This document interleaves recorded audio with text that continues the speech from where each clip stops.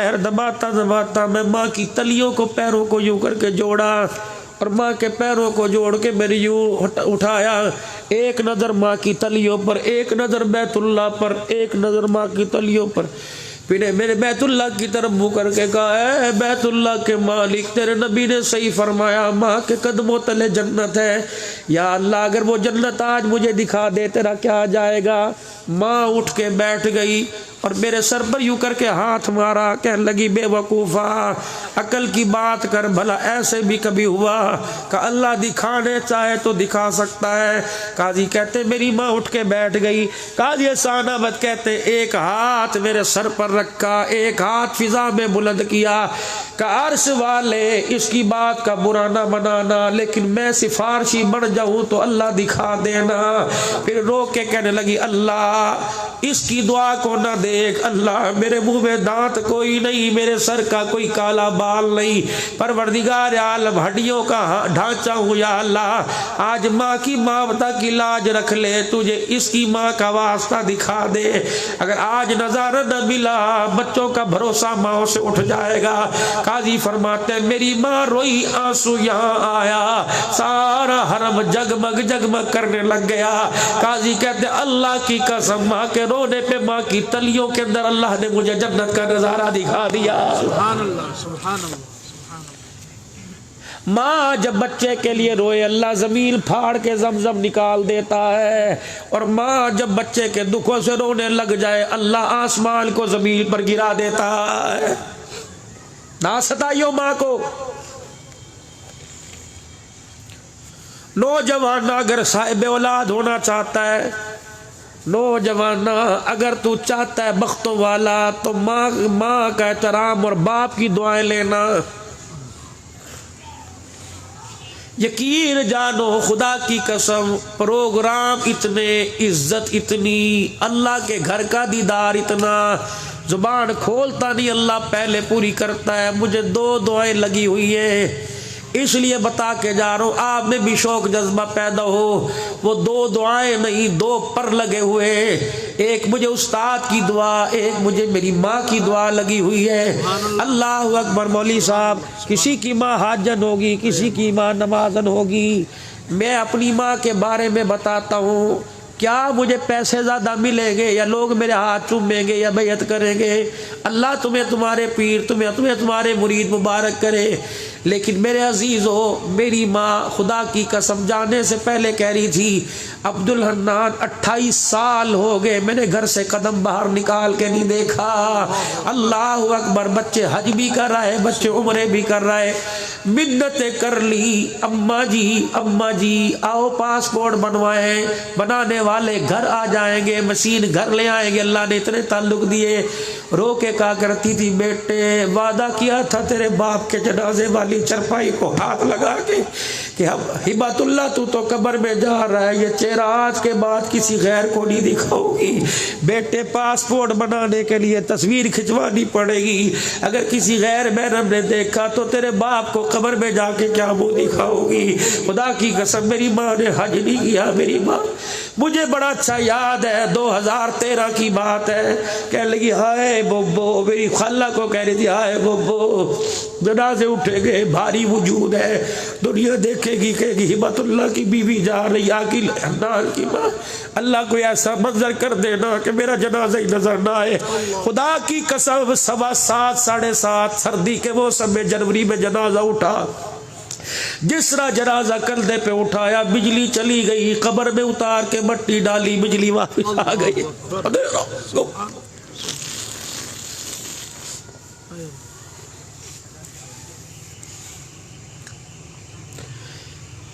इतनी दुआएं तुझे दे दी, किसी की दुआ की तुझे जरूरत ही कोई नहीं।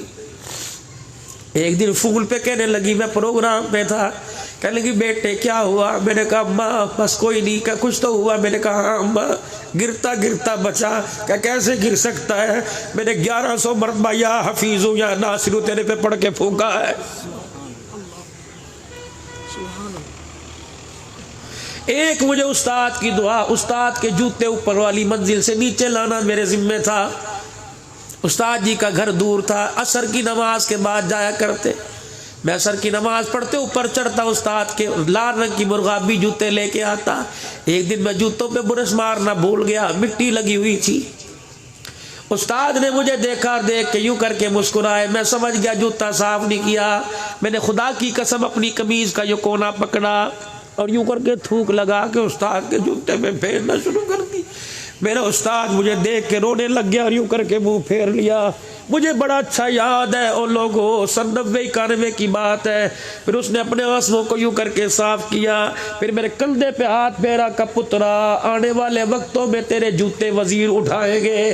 खुदा की कसम एक जनाजे पे था, मैं जूता पहनने लगा, मौजूदा वजीर कहने लगा मौली साहब जूता 1 मिनट पकड़ने की इजाजत दे दो। मैंने कहा ले ले। जब उसने जूता पकड़ के अपनी बगल में रखा, खुदा की कसम मुझे मेरे उस्ताद की दुआ याद आ गई। बड़ों की दुआएं लेना, बद्दुआओं से बचना। यकीन जान बड़ों की जब दुआ लगती है जन्नत के दरवाजे तक ना ले जाए वो दुआ नहीं छोड़ा करती है। यही मैसेज आज पैगाम।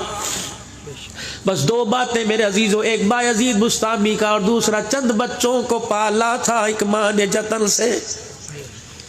बायजीद बुस्तामी रहमतुल्लाह अलैह 11 बज गए, छुट्टी होने लगी का घर जाना है, घर जाना है। अम्मा कहने, अब उस्ताद कहने लगे नहीं नहीं कल चला जाइयो, कल नहीं परसों चला जाइयो, परसों नहीं तरसों चला जाइयो। एक दिन उस्ताद को पता लगा बायजीद बिस्तर से उठा ही कोई नहीं। का क्या हुआ? बिस्तर से उठा का अम्मा को सारी रात याद करके रोता रहा।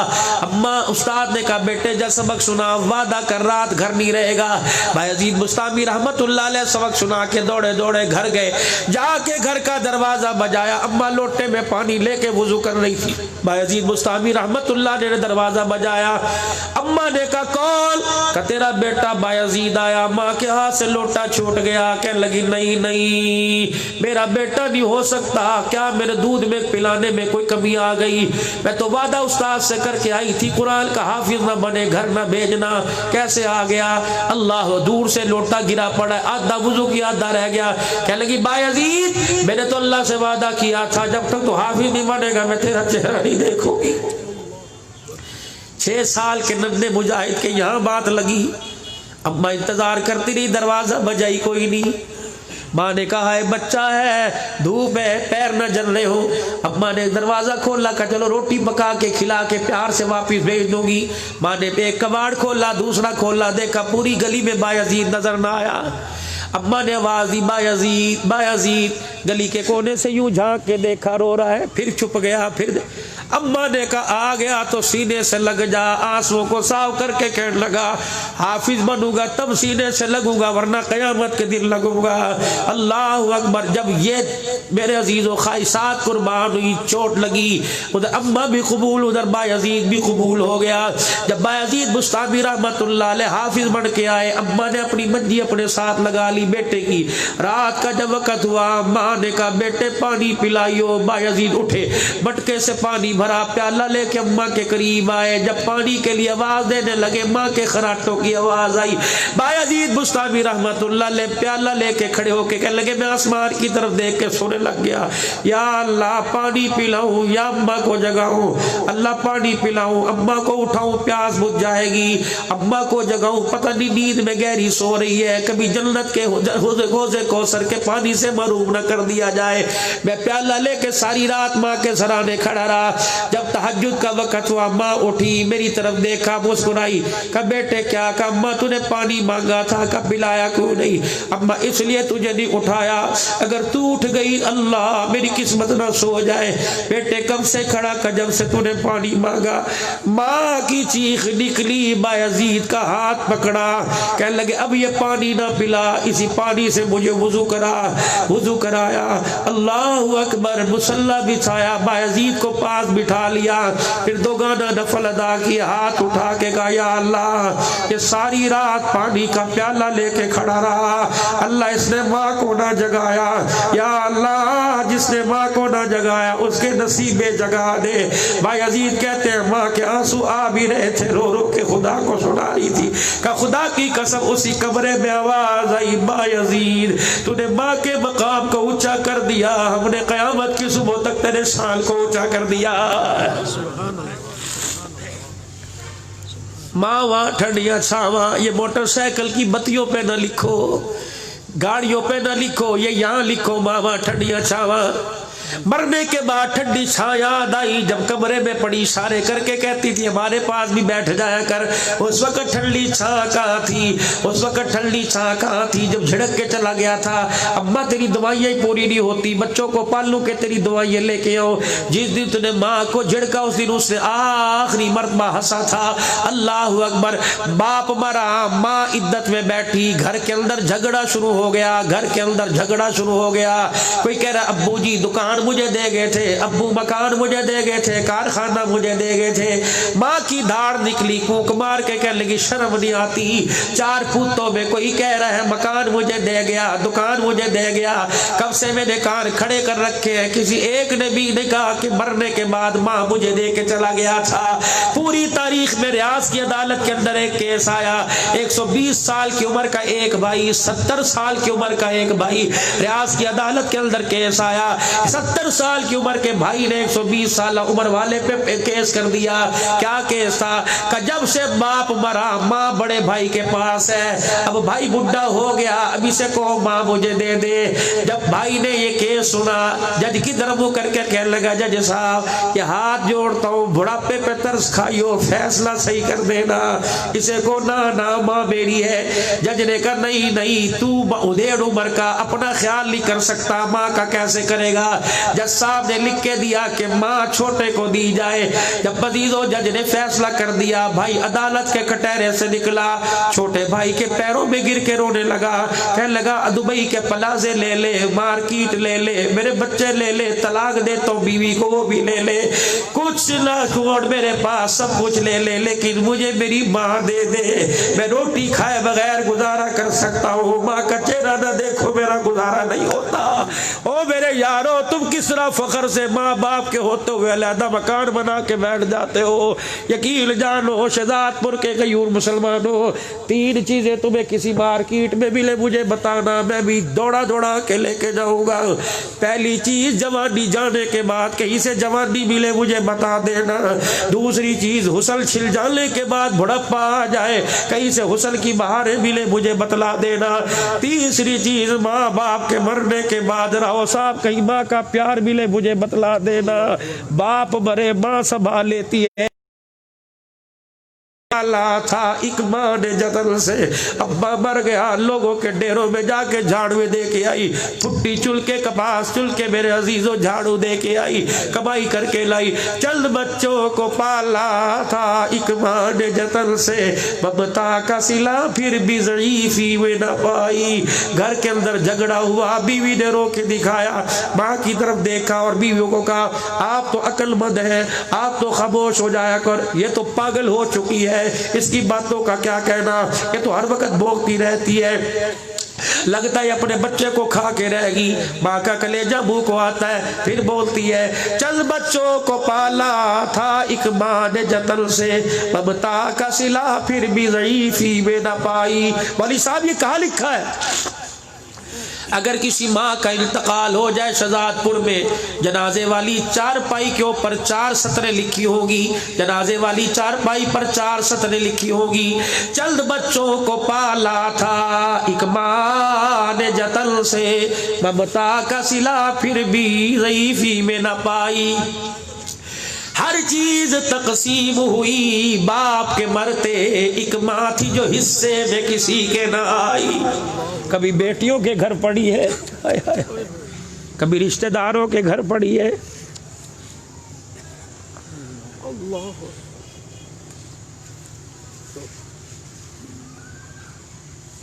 माँ क्या है,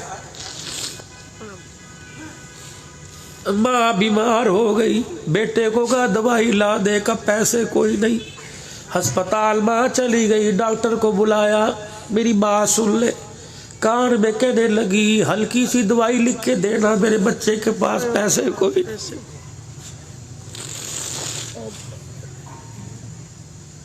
वो एक बात और याद आ गई, पता नहीं नसीब अल्लाह है या ना। मालिक बिन दीनार रहमतुल्लाह अलैह बैतुल्लाह के सामने बैठ,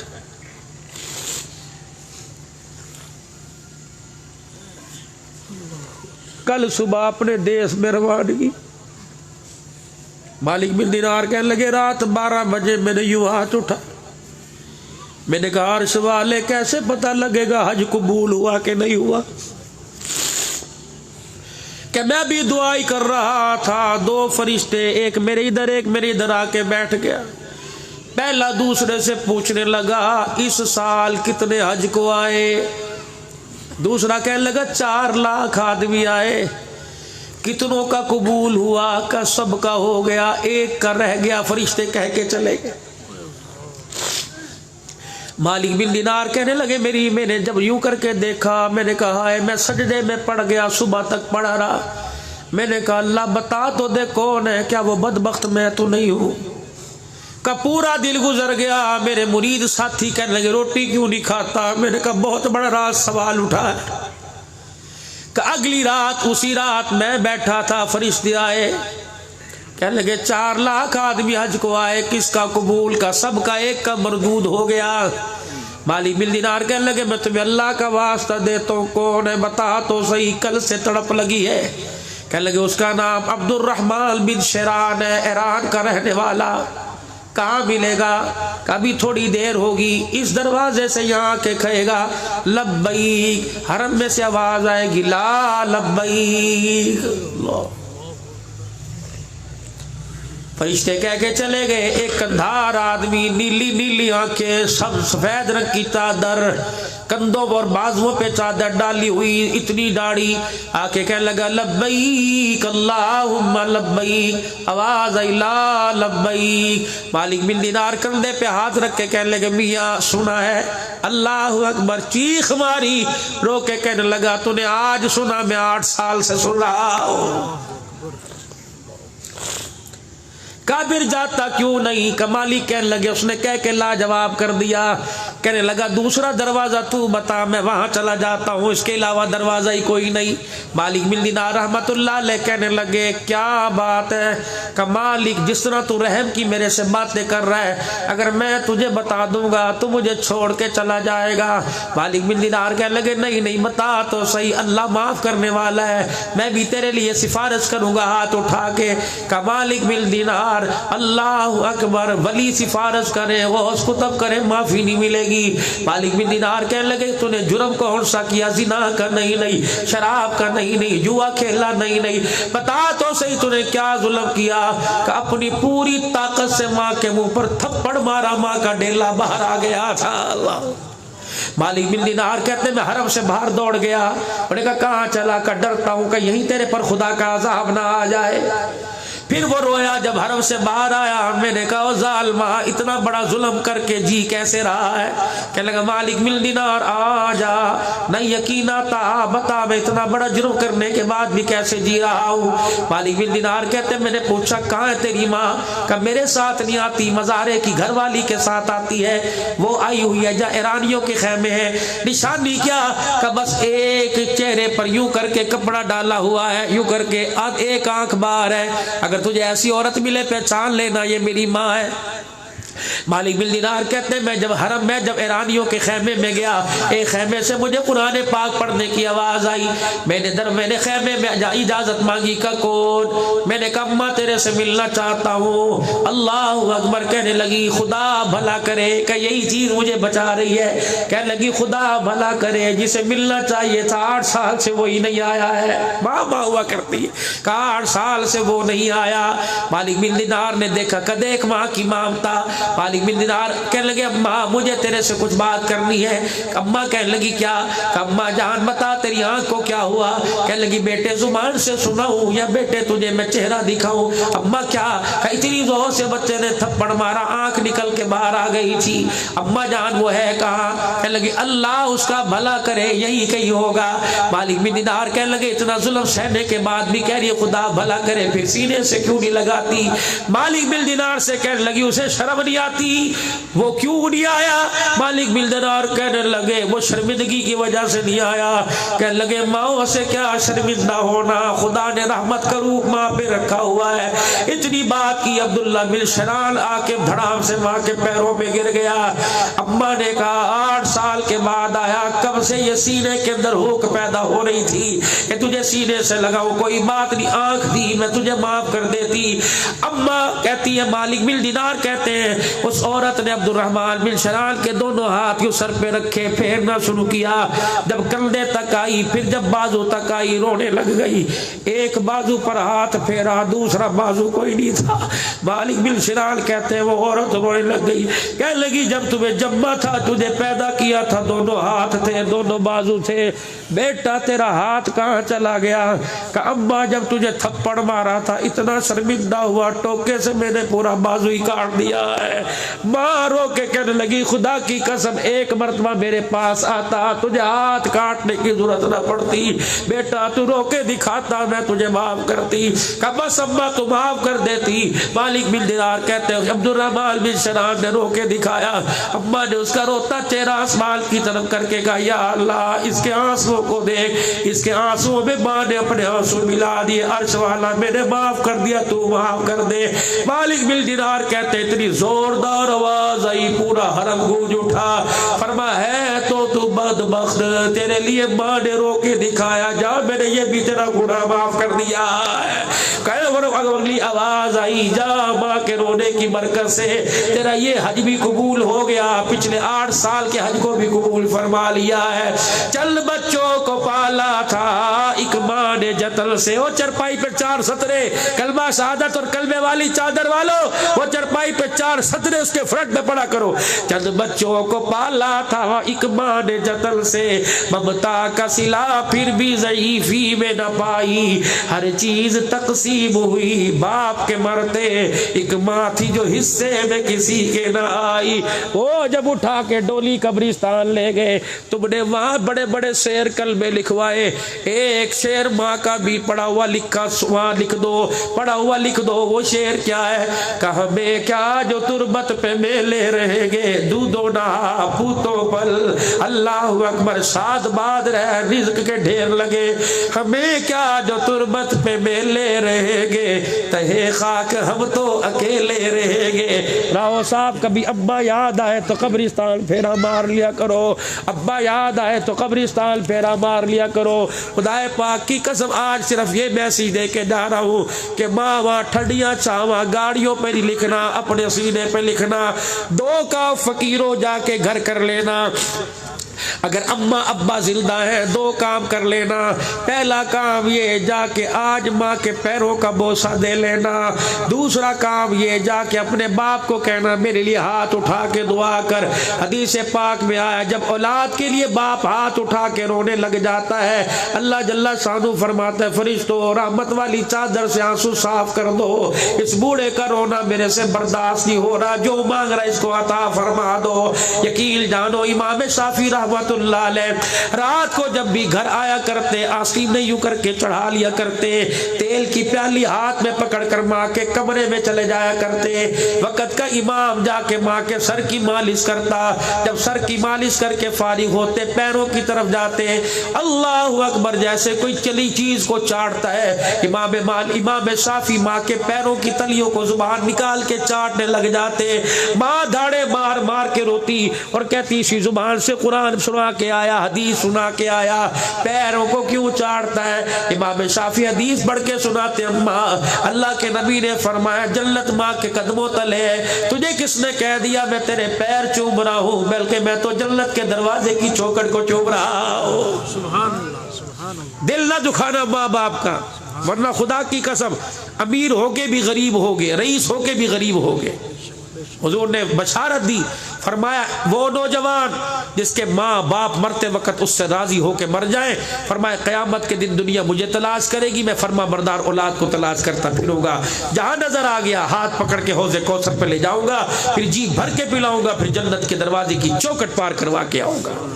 सिर्फ माँ बाप को राजी नहीं करना, जिनके सदके से अल्लाह ने माँ बाप का तोहफा दिया जनाब मोहम्मद मुस्तफ़ा सल्लल्लाहु अलैहि वसल्लम, अल्लाह को राजी करना है। अल्लाह राजी कब होगा? अल्लाह के हुक्म पूरा करने का। किस मौके पर, किस हाल में क्या अल्लाह का हुक्म है, नबी का तरीका देखना है कि नबी ने किस तरीके से अल्लाह के हुक्म को पूरा किया। कोशिश करेंगे इंशाअल्लाह ताला। और अपने चेहरों को खुदा के वास्ते कब्र में जाने से पहले पहले आबाद करो। यार अल्लाह की खशियत इलाही से जो आंसू निकला, ये जहां गिरा है, अबू हुरैरा रज़ी अल्लाह अन्हु ने कभी रुमाल से आंसू को साफ नहीं किया। किसी ने कहा अबू हुरैरा कंधे पर इतनी बड़ी चादर होती है, आंसुओं को साफ क्यों नहीं करता? कहा हुजूर अलैहिस्सलाम से सुना था तेरे चेहरे पर आंसू लगे, गिरे, आंख से निकले, जहां जहां लगे मल लेना, जहां जहां लग गया जहन्नम की आग हराम हो जाएगी। ये क्या आपकी यहाँ चेहरे पर नहीं गिरा? आज नियत करो हुजूर की सुन्नत को चेहरे पर सजाओ। वक़्त ज़्यादा है, वरना मैं दाढ़ी की अहमियत का आपको बतलाता। हुजूर की सुन्नत को चेहरे पर, अगर कामिल ईमान के साथ मरना चाहते हो, नबी की सुन्नत को चेहरे पर सजाओ। और 5 वक़्त की नमाज, जहाँ अजान मिल जाए और पता लगे नमाज हो रही है, चले जाओ मस्जिद में, तुमने अल्लाह के लिए नमाज को पढ़ना है। हाँ, ऐसी जगह जहाँ अल्लाह की तौहीद में दरारें पड़ती हों, सहाबा पर उंगलियाँ उठती हों, ऐसी जगह नमाज पढ़ने की इजाज़त नहीं, वरना सारे मुसलमान आपस के अंदर भाई हैं। अल्लाह हमारा हामी व नासिर हो। ज़िंदगी लगाते रहो, लगाते लगाते आखिरत के अंजाम तक पहुँच जाओ। अल्लाह हमारा हामी व नासिर। अल्लाह इन बरादरान की, वालिद और वालदा की मग़फ़िरत फरमाए, और मेरा कहना आपका सुनना, हमें भी अमल की तौफ़ीक दे। व आखिर दावाना अल्हम्दुलिल्लाहि रब्बिल आलमीन। ये रफ़ीक़ सफ़र है, अब ये 1 महीना इसे मेरे पास आए हुए हुआ, न इसे ये तनख्वाह पर अल्हम्दुलिल्लाह चलता है अल्लाह, लेकिन इसने 1